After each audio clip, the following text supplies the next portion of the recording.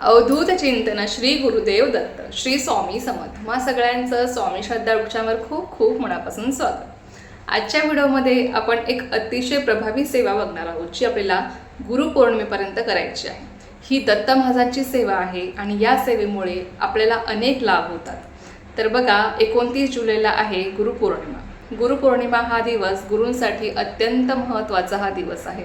गुरु आणि शिष्य यांच्या नात्याचा प्रेमाचा हा दिवस आहे। तर बघा गुरुपौर्णिमा 29 जुलैला आहे, पण आपल्याला गुरुपौर्णिमेनिमित्त आपल्या गुरूंसाठी आपल्याला अनेक सेवा करायच्या आहेत आणि या सेवा आपल्याला आपल्या गुरूंसाठी आपलं गुरुबळ स्ट्रॉंग होण्यासाठी आपल्या गुरूंची कृपा राहण्यासाठी अखंड कृपा प्राप्तीसाठी आपल्याला करायच्या आहेत। बघा आपण सगळेजण आपापल्या परीने सेवा करणार आहोत। तुमच्यासोबत मी बऱ्याच सेवा शेअर केल्या आहे आणि इथून पुढे सुद्धा करणार आहे। बघा आजच्या व्हिडिओमध्ये आपण अशीच एक अत्यंत प्रभावी सेवा बघणार आहोत ज्या सेवेमुळे आपल्या आयुष्यातल्या अनेक अडचणी संकटे दुःख नक्कीच दूर होतात। तर ती सेवा आहे दत्त महाराजांची। बघा आपल्याला 21 दिवसांची सेवा करायची आहे। 9 जुलै ते 29 जुलै हा आपला सेवेचा काळ असणार आहे। या काळामध्ये जर कोणत्या महिलेला मासिक धर्म येणार असेल त्यांनी आधीपासूनच सेवेला सुरुवात करावी, जेणेकरून तुमच्याकडनं 21 दिवस गुरुपौर्णिमा होईपर्यंत 21 दिवसांची सेवा ही पूर्ण होईल आणि गुरुपौर्णिमेला आपलं उद्यापन होईल। बघा आपल्या आयुष्यामध्ये गुरूंचं स्थान हे अत्यंत महत्त्वाचं आहे, कारण की गुरु आपल्याला वाट दाखवतात, गुरु आपल्याला मार्ग दाखवतात, आपल्यावर येणारे प्रत्येक संकट ते दूर करत असतात, प्रत्येक अडचणीतून ते आपल्याला सोडवत असतात आणि गुरूंचा हात जर आपल्या डोक्यावर असेल तर आपल्यासोबत कधीच काहीच वाईट घडत नाही, कारण की गुरु आपल्या पाठीशी असतात आणि गुरु आपल्यासोबत असतील तर आपल्याला भिण्याचं काहीच कारण नाही। कारण की कितीही मोठं संकट असलं तरी सुद्धा आपला गुरूंचा हात जर आपल्या डोक्यावर असेल ना, ते संकट आपण सहज पार करून जातो, कारण की गुरूंचा हात आपल्या डोक्यावर असतो। गुरूंनी आपल्याला त्या काळामध्ये झेलून धरलेलं असतं। त्या संकटातून मार्ग दाखवणारे आपल्याला गुरुच असतात, आपल्याला वाट दाखवणारे हे आपले गुरुच असतात। म्हणून गुरु आपल्या आयुष्यामध्ये असणं हे अत्यंत महत्त्वाचं आहे। आणि जरी तुम्ही अजूनही कोणाला गुरु केलं नसेल तर या गुरुपौर्णिमेला आपल्याला खूप मोठी संधी आहे। तुम्ही नक्कीच गुरु करू शकता। दत्त महाराजांना तुम्ही गुरु करू शकता, आपल्या स्वामींना तुम्ही गुरु करू शकता। आपले स्वामीसुद्धा दत्त महाराजांचाच अवतार आहेत, त्यामुळे तुम्हाला जशी इच्छा असेल तसं तुम्ही नक्कीच गुरु या गुरुपौर्णिमेला करू शकता। गुरुपौर्णिमेला गुरूंना गुरुपद कसं द्या हा व्हिडिओसुद्धा मी तुमच्यासोबत लवकरच शेअर करणार आहे। आजच्या व्हिडिओमध्ये आपण एक प्रभावी सेवा जाणून घेणार आहोत। ती सेवा दत्त महाराजांची आहे आणि ही सेवा आपल्याला 21 दिवसांसाठी करायची आहे। अतिशय प्रभावी स्तोत्र आहे आणि हे स्तोत्र जेव्हा तुम्ही पठण करताना तेव्हा तुमच्या आयुष्यातले 99% अडचणी सुटतात। खूप प्रभावी सेवा आहे, मी सुद्धा करते, मला याचा अनुभव आहे आणि त्यामुळेच तुमच्यासोबत ही माहिती शेअर करत आहे। तर बघा तुम्हाला 21 दिवसांसाठी हे स्तोत्र पठण करायचं आहे। तुम्ही संकल्पयुक्त सुद्धा ही सेवा करू शकता। तुम्ही रोज हे स्तोत्र 1 वेळेस, 3 वेळेस, 5 वेळेस, 7 वेळेस किंवा 11 वेळेस किंवा त्यापेक्षाही जास्त 21 वेळेस, 51 वेळेसही तुम्ही पठण करू शकता। ते स्तोत्र आहे ते म्हणजे घोरकष्टधरण स्तोत्र। बघा घोरकष्टधरण स्तोत्र हे दत्त महाराजांचं अतिशय प्रभावी स्तोत्र आहे। या स्तोत्रामुळे आपला मानसिक ताण जर आपल्यावर असेल, कुठलाही शारीरिक त्रास असेल किंवा कुठलीही अडचण असू द्या, तुम्हाला कुठलीही अडचण असू द्या, ती अडचण ते संकट नक्कीच दूर होतात जेव्हा आपण हे स्तोत्र पठण करतो। या स्तोत्राच्या पठणामुळे आपल्यावर कधी कुठलंही आपत्कालीन संकट येत नाही, म्हणून हे स्तोत्र अत्यंत प्रभावी आहे आणि तेवढाच अनुभवसिद्ध आहे, लक्षात घ्या। त्यामुळे आपल्याला 21 दिवसांसाठी हे स्तोत्र पठण करायचं आहे। आता बरेच जण सेवेकरी असेही आहेत की रोज नित्यसेवेमध्ये किमान एकदा तरी हे स्तोत्र ते रोज पठण करत असतात, त्यांना याचा अनुभव आहे। लक्षात घ्या, घोर कष्टधरण स्तोत्र, घोर कष्ट आणि उद्धार। घोर कष्टांपासून आपला उद्धार होतो, कुठलाही अडचणीत आपण सापडत नाही किंवा आपल्या गुरूंचा हात आपल्या डोक्यावर असतो, आपल्यावर गुरुकृपा होत असते। जेव्हा आपण हे स्तोत्र नियमितपणे पठण करतो तेव्हा आपल्यावर अखंड गुरुकृपा राहते। आपल्या कुंडलीमध्ये गुरुग्रहाचे काही दोष असतील ते नक्कीच दोष या स्तोत्राच्या पठणामुळे दूर होतात, आपल्यावर गुरूंची कृपा राहते।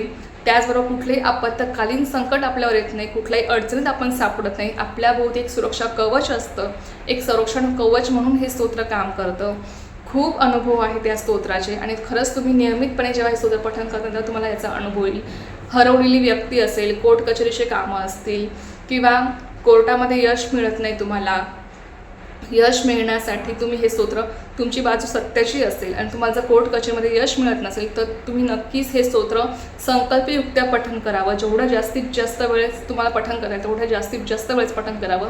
नक्की तुम्हाला याचा 100% अनुभव येतो म्हणजे येतोच.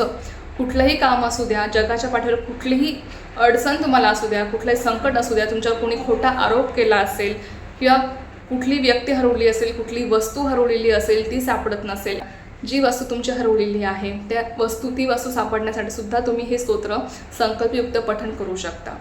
या स्तोत्राला 100% अनुभव आहे म्हणजे आहे. तुम्ही नक्की हे स्तोत्र जेव्हा मनापासून पूर्ण श्रद्धेने पठण करता तेव्हा गुरूंचा आशीर्वाद तुम्हाला लाभत असतो, गुरूंची कृपा तुमच्यावर होत असते. आणि लक्षात घ्या, जेव्हा आपलं गुरूंची कृपा होते तेव्हा आपल्या आयुष्यामधल्या बऱ्याचशा अडचणी या अशाच दूर होऊन जातात, आपल्याला समजत सुद्धा नाही. म्हणून आपल्याला हे स्तोत्र पठण करायचं आहे. तर आता हे स्तोत्र तुम्ही 1 वेळेस पठण करा किंवा 3 वेळेस करा, 5 वेळेस करा, 7 वेळेस करा, 11 वेळेस करा किंवा 21 वेळेस तुम्ही करू शकता किंवा 51 वेळेसही तुम्ही करू शकता. नक्की तुम्ही करून बघा. संकल्पयुक्त तुम्ही ही सेवा करा. 9 जुलैपासून 29 जुलैपर्यंत गुरुपौर्णिमा होईपर्यंत ज्यांना वाटलं ना याचा अनुभव ज्यांना आला त्यांनी नक्कीच नंतरसुद्धा ही सेवा कंटिन्यू सुरू ठेवा. किमान रोज नित्यसेवेमध्ये किमान एकदा तरी हे स्तोत्र रोज पठण करत राहा. तुमच्यावर कधीच कुठलं आपत्कालीन संकट येणार नाही आणि गुरूंचा हात तुमच्या डोक्यावर कायमस्वरूपी असेल. हा अनुभव तुम्ही घ्याल. लक्षात घ्या. तर आपल्याला हे स्तोत्र पठण करायचं आहे. सगळ्यात आधी स्वामींसमोर बसून संकल्प करायचा की तुम्ही कुठल्या अडचणीसाठी तुम्ही हे स्तोत्र पठण करत आहात आणि ती अडचण दूर करण्यासाठी स्वामींना प्रार्थना करावी, संकल्प सोडावा आणि या स्तोत्र तुम्हाला पठण करायला सुरुवात करायची आहे.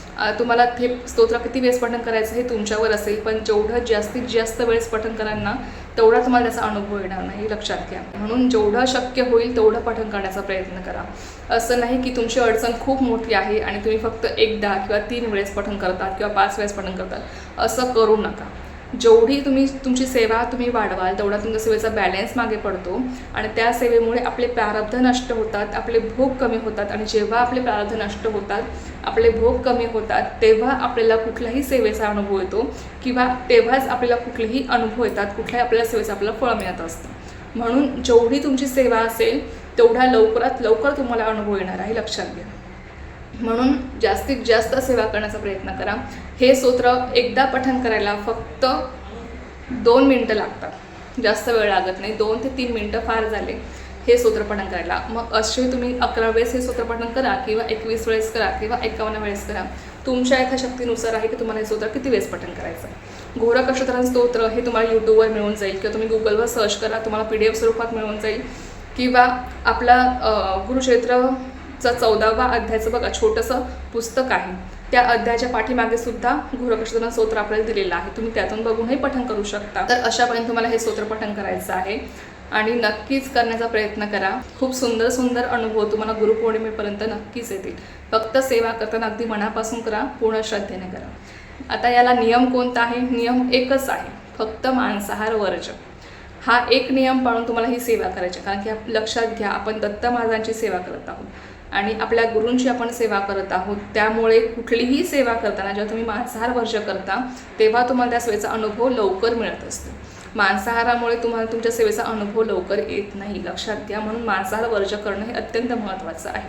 म्हणून संकल्प तुम्ही ही सेवा करणार आहात, त्यामुळे तुम्हाला तुमची सेवा पूर्ण होईपर्यंत जेवढा तुम्ही संकल्प केला आहे, जेवढ्या दिवसांचा 7, 11, 21 तेवढे दिवस तुम्हाला मांसाहार वर्ज करायचा आहे. बाकी याला कुठलाही दुसरा नियम नाही आहे. फक्त हा एक नियम पाळा आणि तुमची सेवा तुम्ही फक्त मनापासून करा, पूर्ण विश्वास ठेवून करा, पूर्ण श्रद्धेने करा. 100% तुम्हाला याचा अनुभव आल्याशिवाय राहणार नाही. तर चला, ही अत्यंत छोटीशी पण खूप महत्त्वाची माहिती होती जी मी तुमच्यासोबत शेअर करायची. झालेली सेवा मी स्वयंमाच्याने रुजू करते आणि आजचा व्हिडिओ इथेच थांबवते. तुम्हाला जर माहिती आवडली असेल तर व्हिडिओला लाईक, शेअर, सबस्क्राईब करायला विसरू नका. पुन्हा भेटूया अशाच एका नवीन व्हिडिओसोबत किंवा विषयासोबत. तोपर्यंत सर्वांना श्री स्वामी समर्थ. जय जय स्वामी समर्थ.